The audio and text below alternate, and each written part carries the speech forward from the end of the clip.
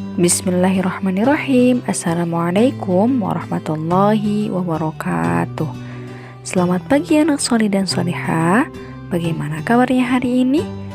Semoga selalu sehat dan selalu semangat ya.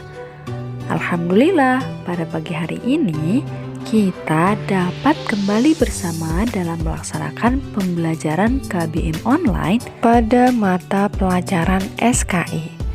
Nah, sebelum kita melanjutkan materi atau bab selanjutnya, Ibu akan mereview kembali materi bab masa dewasa Nabi Muhammad SAW yang sudah Ibu bahas pada minggu-minggu sebelumnya, supaya kita lebih memahami mengenai materi bab masa dewasa Nabi Muhammad SAW. Yuk kita simak penjelasan dari teman Bu Ayu. Kita masuk ke materi yang pertama, yaitu kehidupan Nabi Muhammad SAW setelah dewasa. Beberapa pekerjaan yang pernah dilakukan oleh Nabi Muhammad SAW dalam kehidupan menjelang dewasa, antara lain yang pertama, perjalanan ke Syam. Bersama sang paman Abu Thalib, Nabi Muhammad SAW pergi ke Syam di usia 12 tahun untuk berdagang. Perjalanan ini merupakan perjalanan terjauh Nabi Muhammad SAW. Dalam perjalanan inilah bertemu dengan pendeta Nasrani yang melihat adanya tanda-tanda kenabian pada diri Nabi Muhammad SAW.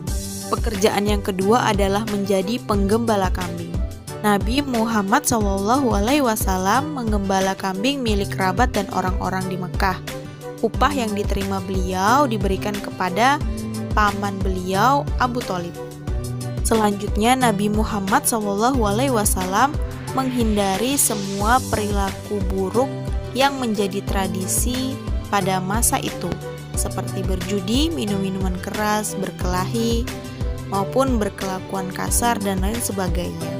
Selanjutnya yang keempat adalah menjadi anggota pengurus Hilf al-Fudul. Hilf al-Fudul artinya suatu perjanjian damai dalam menegakkan keadilan di Mekah. Selanjutnya yang kelima adalah berdagang ke negeri Syam.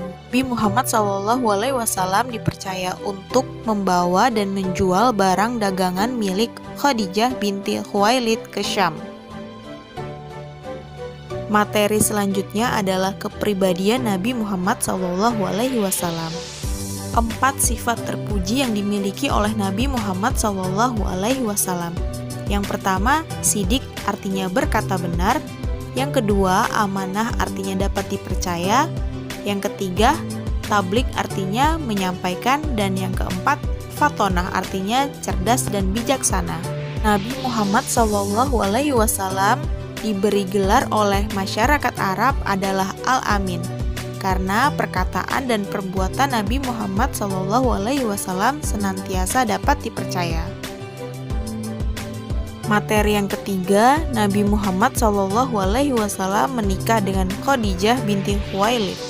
Masih ingatkah kamu bahwa Nabi Muhammad SAW pernah diajak paman beliau Abu Thalib untuk berdagang ke Syam saat berusia 12 tahun?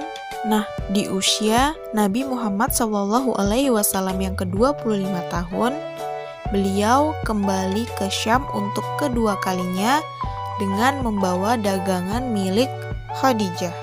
Khadijah adalah perempuan yang mulia, kaya raya, dan dia memperkerjakan beberapa laki-laki untuk menjalankan dagangannya. Khadijah tertarik dengan Nabi Muhammad SAW karena akhlak beliau, kejujuran beliau, dan kesuksesan beliau dalam memimpin khalifah dagang ke Syam. Oleh karena itu, Khadijah berniat untuk menikah dengan Nabi Muhammad SAW. Setelah 2 bulan kepulangan Nabi Muhammad SAW dari perjalanan kedua beliau ke Syam, kemudian beliau menikah dengan Khadijah. Ketika itu umur Khadijah 40 tahun dan umur Nabi Muhammad SAW adalah 25 tahun. Dari pernikahannya dengan Khadijah, Nabi Muhammad SAW mempunyai 6 orang anak, terdiri dari 2 laki-laki dan 4 perempuan, yaitu Qasim, Zainab, Ruqayyah, Ummu Kalsum, Fatimah, dan Abdullah. Selanjutnya kita masuk pada materi terakhir yang keempat, yaitu peristiwa peletakan Hajar Aswad. Ketika Nabi Muhammad SAW berumur 35 tahun, saat itu keadaan Ka'bah rusak dan hancur. Setiap suku Quraisy bergotong royong memperbaiki Ka'bah yang rusak. Nabi Muhammad SAW turut serta dalam gotong royong memperbaiki Ka'bah tersebut. Ikut pula paman beliau, Abbas bin Abdul Muthalib, membantu mengangkat bebatuan. Ketika pembangunan Ka'bah selesai, kaum Quraisy berselisih paham tentang siapa yang meletakkan Hajar Aswad pada tempatnya. Kemudian disepakati bahwa yang paling berhak ialah yang pertama kali masuk Masjidil Haram. Nabi Muhammad SAW adalah orang yang pertama masuk Masjidil Haram. Maka kaum Quraisy bergembira dan berkata, "Kami ridho, kami rela menerima keputusannya kepada orang yang terpercaya ini." Nabi Muhammad SAW kemudian meletakkan Hajar Aswad pada kain sorban beliau dan diletakkan tepat di tengah, kemudian meminta setiap kepala suku Quraisy memegang ujung kain sorban tersebut. Nabi Muhammad SAW selanjutnya memerintahkan untuk mengangkat dan membawa sorban itu bersama-sama sampai ke tempatnya.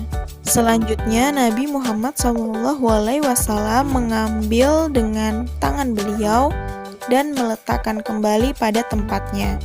Maka hilanglah perselisihan karena kebijaksanaan dan kecerdasan Nabi Muhammad SAW. Kecerdasan dan kebijaksanaan beliau adalah bagian dari sifat kenabian, yaitu sifat fatonah.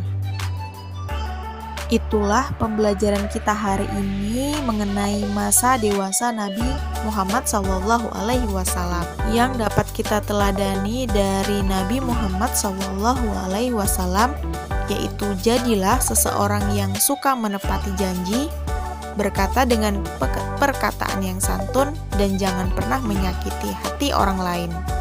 Perkataan dan perbuatan Nabi Muhammad SAW senantiasa dapat dipercaya dan tidak pernah berbohong. Beliau tidak sombong dan sangat rendah hati. Alhamdulillah, pembelajaran hari ini telah selesai. Semoga dapat dipahami dengan baik ya sayang. Nah, untuk latihannya, kalian mengerjakan latihan soal bagian 3 dan 4 di buku paket halaman 81. Oke sayang, selamat mengerjakan dan tetap semangat ya. Sampai jumpa minggu depan. Wassalamualaikum warahmatullahi wabarakatuh.